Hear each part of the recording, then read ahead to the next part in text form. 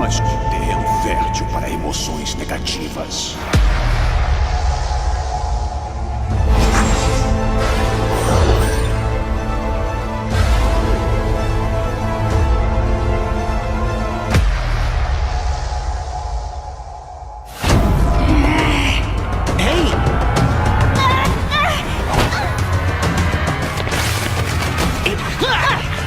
Em breve vou transmitir o fim da Ladybug. Quero voar!